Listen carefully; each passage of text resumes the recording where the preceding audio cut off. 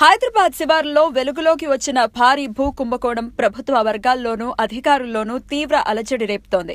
సుమారు 10,000 కోట్ల విలువైన భూమిని అక్రమ రిజిస్ట్రేషన్ల ద్వారా పక్కదారి పట్టించినట్లు దర్యాప్తులో తేలింది. ఈ భూముల మళ్లింపు ద్వారా ప్రభుత్వానికి 587.11 కోట్ల నష్టం వాటిల్లినట్లు అధికారులు పేర్కొన్నారు. వీటి విలువ బహిరంగ మార్కెట్లో 10,000 కోట్లు ఉంటుందని అంచనా.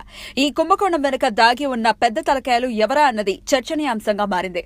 పలువురు రిజిస్ట్రార్లు గతంలో ఎమ్మెల్యేలుగా పనిచేసిన వారు కలిసి రిజిస్ట్రేషన్ శాఖ అధికారులతో కుమ్మక్కై ఈ కుంభకోణానికి తెరలేపినట్లు సమాచారం. ప్రభుత్వ సేవలను ప్రజలకు మరింత చేరువ చేయాలనే ఉద్దేశంతో ప్రవేశపెట్టిన ఎనీవేర్ రిజిస్ట్రేషన్ విధానాన్ని తమకు అనుకూలంగా మలుచుకున్న అక్రమార్కులు తమ బండారం బయటపడకుండా జాగ్రత్త పడ్డారు. దీంతో ఇందులో పాత్రధారులతో పాటు తెరవెనక సూత్రధారులను పట్టుకునేందుకు పోలీసులు వేట ప్రారంభించారు.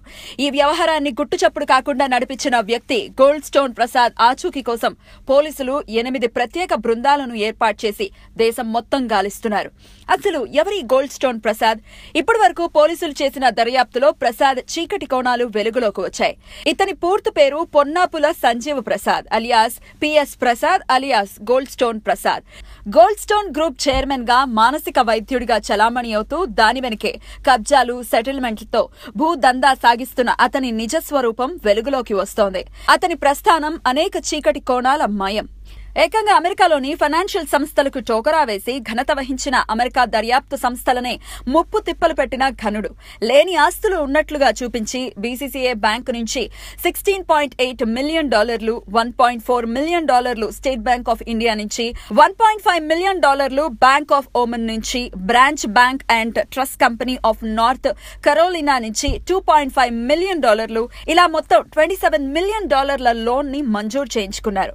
బీసీసీఐ బ్యాంకు నుంచి రుణాన్ని మంజూరు చేయించుకునేందుకు గాను బ్యాంకు చైర్మన్ కు $2.50 లక్షల, చీఫ్ క్రెడిట్ మేనేజర్ కు $1,00,000 లంచం ఇచ్చినట్లు గోల్డ్ స్టోన్ ప్రసాద్ పై అభియోగాలున్నాయి. ఇచ్చిన రుణం వెనక్కి రాకపోవడం తదితర కారణాలతో అనతి కాలంలోనే బీసీసీఐ బ్యాంక్ దివాళా తీసింది. ఉన్న పళంగా ఈ బ్యాంకు దివాళాకు కారణమేంటో తెలుసుకోవాలని ఫెడరల్ రిజర్వ్ బ్యాంక్ ఒక దర్యాప్తు కమిటీని నియమించింది. ఇక్కడే ఉంటే తన భాగోతం బయటపడుతుందని భావించిన ప్రసాద్ అమెరికా నుంచి మెల్లగా జారుకున్నాడు. ఈ కేసుతో అతనికి వరల్డ్స్ మోస్ట్ వాంటెడ్ ఫ్యూజిటివ్ గా పేరు వచ్చింది. భారత్ కి తిరిగి వచ్చిన తన పలుకుబడితో మళ్లీ కంపెనీలు ప్రారంభించాడు. అప్పట్లో ఓ మాజీ ప్రధాని ఇతర ప్రముఖులతో సాన్నిహిత్యం ఉండటంతో ఇతను ఆడింది ఆట పాడింది పాటగా సాగింది. మాజీ ప్రధానికి అత్యంత సన్నిహితులుగా ముద్రపడ్డ సతీష్ శర్మ, అతని సోదరుడు గ్యారీ శర్మ గోల్డ్ స్టోన్ కంపెనీలో పెట్టుబడులు పెట్టారు. హైదరాబాద్ ను తన కార్యకలాపాలకు కేంద్ర స్థానంగా మార్చిన ప్రసాద్ కు ఉమ్మడి ఏపీకి పీసీసీ చీఫ్ గా పనిచేసి ప్రస్తుతం టీఆర్ఎస్ లో కీలక పాత్ర పోషిస్తున్న నేత బాగా దగ్గరయ్యాడు. ఇంకేముంది, రాష్ట్రంలోనూ కేంద్రంలోనూ ఒకే పార్టీ అధికారంలో ఉండటంతో తనలోని కబ్జాదారుణ్ణి మేల్కొల్పాడు.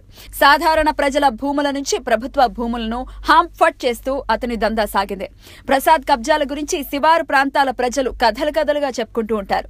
నిజాం కుటుంబానికి చెందిన అత్యంత విలువైన భూముల్ని కూడా అక్రమంగా ప్రసాద్ అనుచరులు రాయించుకున్నట్లు ఫిర్యాదులు ఉన్నాయి. ఖుర్షీద్ జాహీ ఎస్టేట్ కి చెందిన 40,000 కోట్ల రూపాయల విలువైన భూమిని అక్రమంగా స్వాధీనం చేసుకున్నారని హమీద్ ఉన్నీసా బేగం గతంలో ముఖ్యమంత్రుల్ని కలిసినా ఫిర్యాదు చేసినా ఫలితం లేదు.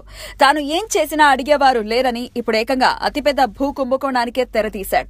అప్పుడు బీసీసీఐ బ్యాంక్ అధికారులు సహకరించినట్లుగానే ఇప్పుడు సబ్ రిజిస్ట్రార్ రాచకొండ శ్రీనివాస్, అధికారులు, బడా రాజకీయ నేతలు ప్రసాద్ పనిలో తలో చెయ్యి వేసి ప్రభుత్వానికి 100 కోట్ల నష్టాన్ని చేకూర్చారు. అడ్డు అదుపు లేకుండా పెద్ద ఎత్తున భూ కబ్జాలు లావాదేవీలు జరుపుతున్నా ఇంతవరకు ఆయన పేరు గాని ఆయనపై ఫిర్యాదు కానీ నమోదు కాలేదు అంటే ఎంతటి బలమైన వ్యక్తులు ప్రసాద్ వెనుకున్నారో అర్థం చేసుకోవచ్చు. కానీ పాపం పండినప్పుడు ఎంతటి పలుకుబడి ఉన్నా ఎవ్వరన్నా తప్పించుకోలేరు.